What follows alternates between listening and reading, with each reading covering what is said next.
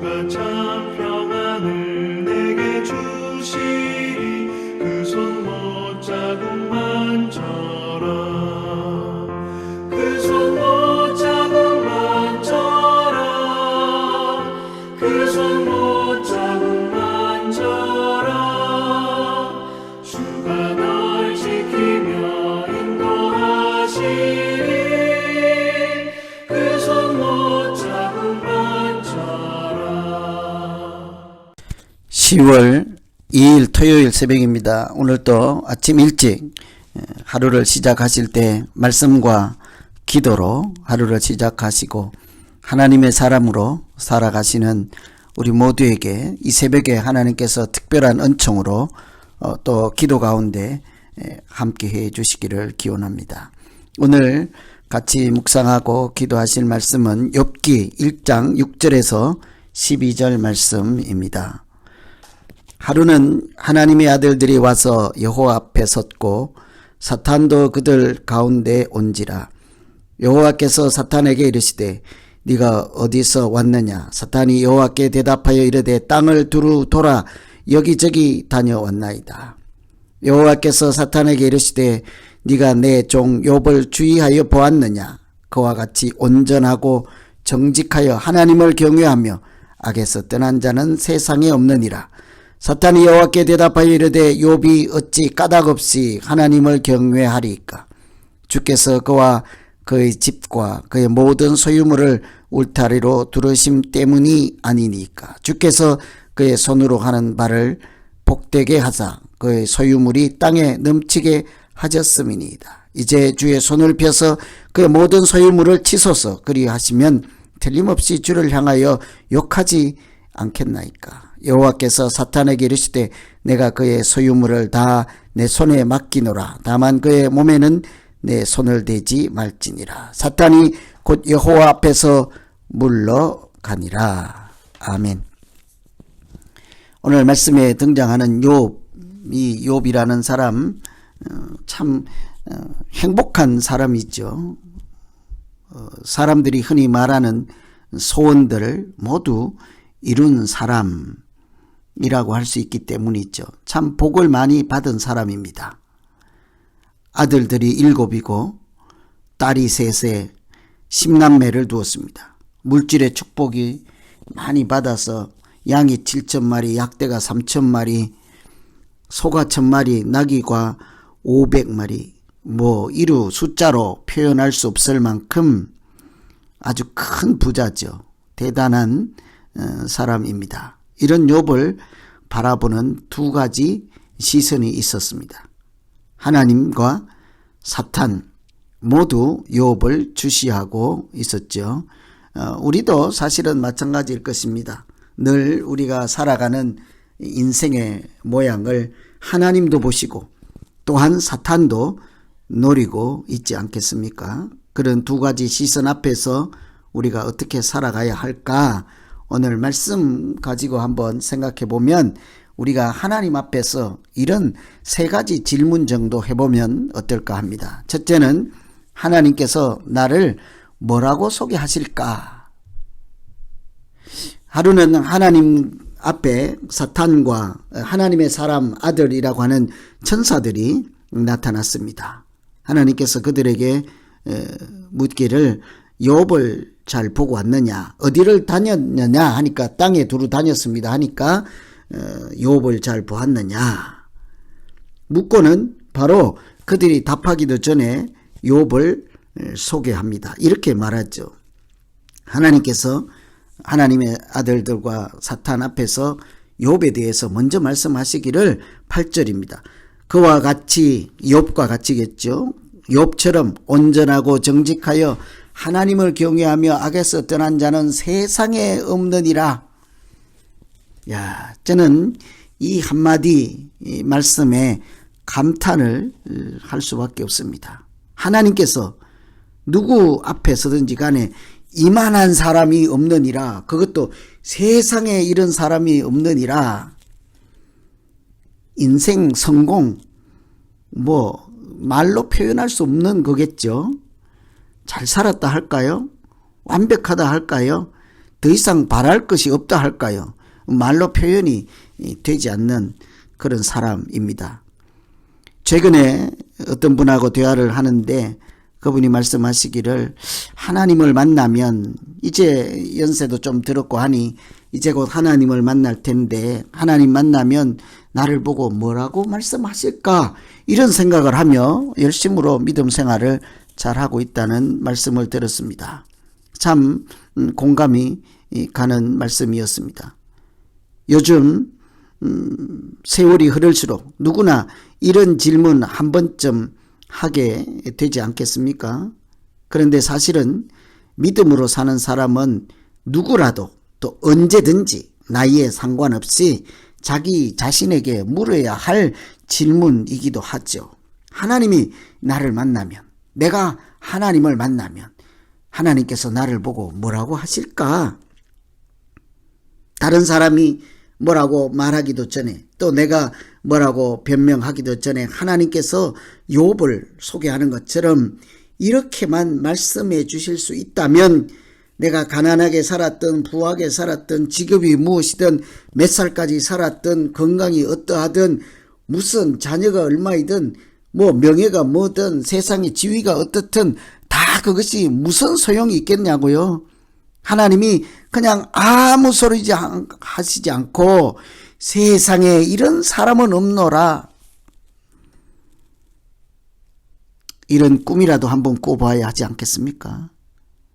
그렇게만 말씀해 주신다면 더 이상 뭐를 바랄 수 있겠어요?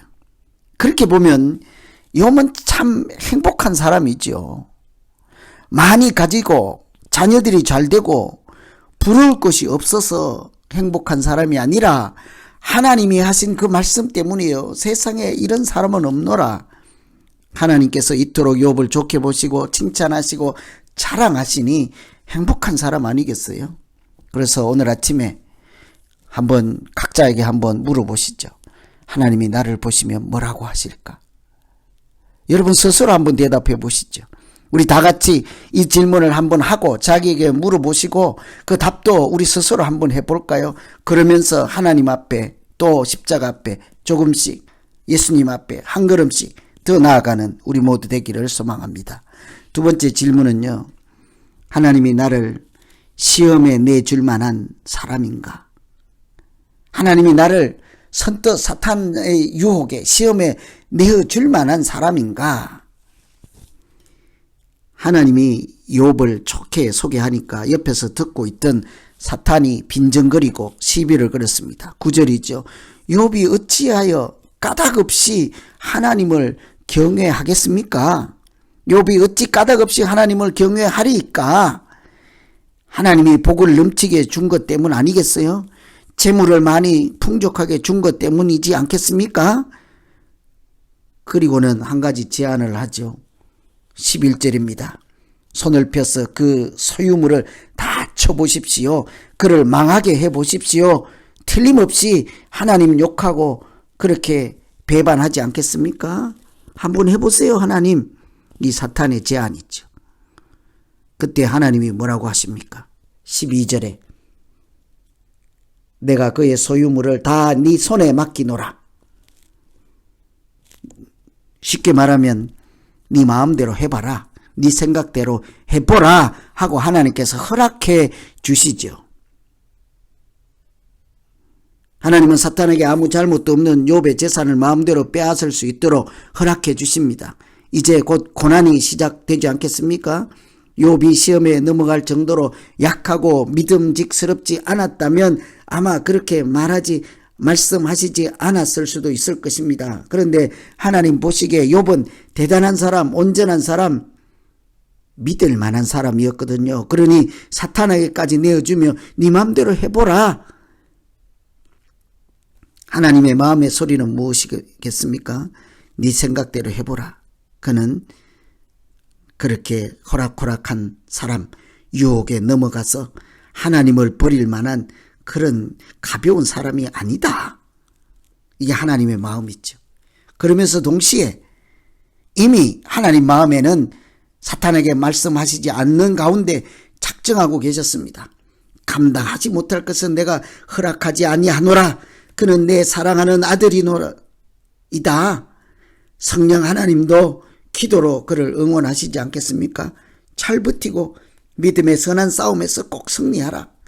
사람이 감당할 시험 밖에는 당한 것이 없나니 오직 하나님은 미쁘사 너희가 감당치 못할 시험당함을 허락하지 아니하시고 시험당할 점에 또한 피할 길을 내사 능히 감당하게 하시느니라. 딱 욥에게 맞는 말씀이죠. 마음대로 해봐라. 그러나 내가 그가 감당하지 못할 것 허락지도 않을 것이며 그의 몸은 상하게 하지 말라. 생명은 건드리지 말라. 능히 감당하게 하실 것입니다.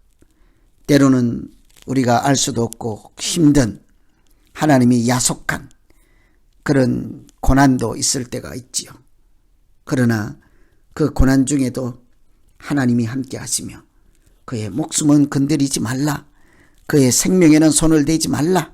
그는 내가 믿을 만한 사람이니 내가 좀 힘들어도 내어줄 만하다. 고통 가운데 어려운 시간을 보낼지라도 하나님께서 믿고 어떤 형편에도 어떤 위험에도 내어주며 그 와중에도 그 고난 중에도 동행하시는 또 지키시는 그리고 인도하시는 우리 모두 되기를 소망합니다. 세 번째 질문은요. 하나님께 예배드리고 섬기는 진정한 이유가 뭔가? 내가 예배드리고 교회 다니는 정말 중요한 이유가 뭔가? 사탄이 생각하기를 욥은 복을 받았기 때문에 하나님을 경외한다 그렇게 생각했습니다. 실제로 사탄의 말은 사실이죠. 하나님은 우리에게 신령한 복을 주십니다. 땅에 기름진 복도 주십니다. 그래서 우리는 늘 감사로 제사를 드리며 일용할 양식을 주시는 하나님께 날마다 감사로 찬양을 드리죠. 그런데 문제는 그것이 전부가 아니라는 거죠. 우리가 진정으로 하나님을 믿고 교회 다니는 이유는 나 때문이 아닌 거예요. 내게 주신 복 때문이 아니라 하나님 때문이지 않겠습니까? 하나님이 나를 만드시고 예수님을 통하여 구원의 선물을 주셔서 하나님의 자녀로 살게 하셨습니다. 뿐만 아니라 나를 만드실 처음부터 이 백성은 내가 나를 위하여 지었나니 나를 찬송하게 하려 함이라. 우리 인간의 존재 이유, 존재 목적이 나에게 있는 것이 아니라 하나님께 있기 때문이죠. 하나님을 위해서 시험을 받았습니다. 하나님이 하나님을 위해서 찬송하도록 나를 존재하게 했습니다. 하나님께서 하나님께 영광 돌리는 존재로서 사람을 만드셨습니다. 그러니 내가 복을 받고 안 받고 내가 행복하고 안 하고를 떠나서 내 존재 전부로 하나님을 찬송하며 백성으로 하나님의 자녀로 살아가는 것이지 않겠습니까? 그래서 우리는 깊이 한번 스스로 질문해 보아야 하죠. 내가 정말 예배 다니고 하나님의 자녀로 살아가는 이유가 뭘까? 단순하죠. 내게 가진 돈 때문이 아니라 돈을 주시고 복되고 부자로 살게 해 주셨기 때문이 아니라 가진 것 때문이 아니라 내가 하나님의 자녀이기 때문이죠. 그렇게 창조 지음 받았기 때문이죠. 내가 곧 다시 만날 또 천국에서 영생을 또 하나님 면전에서 하나님의 자녀로 하나님 보좌 우편에서 찬송하는 존재로 그렇게 지음 받았기 때문이죠. 인생의 근본, 근원적인 목적을 알기 때문이죠. 그래서 오늘은 우리가 살면서 하나님 앞에서 해야 될 세 가지 질문 같이 살펴보았습니다. 하나님은 나를 뭐라고 하실까? 하나님이 나를 믿고 시험에 내줄 만한 사람인가? 나는 정말 내가 교회 다니고 믿음 생활하는 진짜 이유가 뭘까?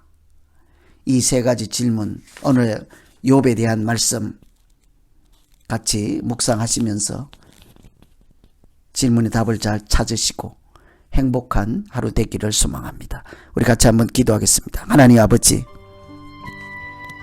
하나님 앞에서 사탄이 욥이 교회 다니는 이유를 부자이기 때문이라고 하였습니다. 혹시 내가 가진 것 때문에 또 더 많이 가지기 위해서 믿음 생활하는지 살펴보고, 가진 것 없을지라도, 아무것도 없을지라도 내가 하나님의 자녀요 피조물이므로, 하나님이 나의 아버지 되심으로 여전히 찬송과 경배를 드리며 하나님께 영광을 돌리는 거룩한 사람으로 인생을 살게 하여 주시옵소서. 나에게 가진 것, 물질을 더 주시는 것보다 하나님께 세상에 이만한 사람이 없노라 하고 칭찬 들을 만한 그런 믿음의 길, 구별된 길, 거룩한 길로 살아갈 수 있도록 하나님 동행하시고 보호하시고, 내가 계획할지라도 내 걸음을 주님 보시기에 아름다운 인생의 걸음으로 인도해 주시옵소서. 예수님 이름으로 기도하옵나이다. 아멘. 계속해서 기도하겠습니다.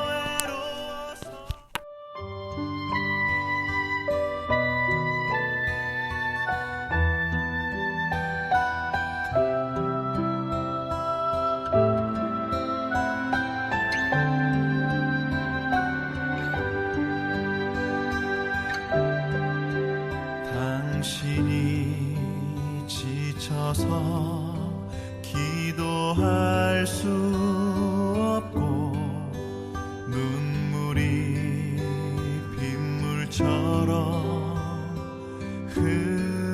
흘러내릴 때 주님은 아시네. 당신의 약함을 사랑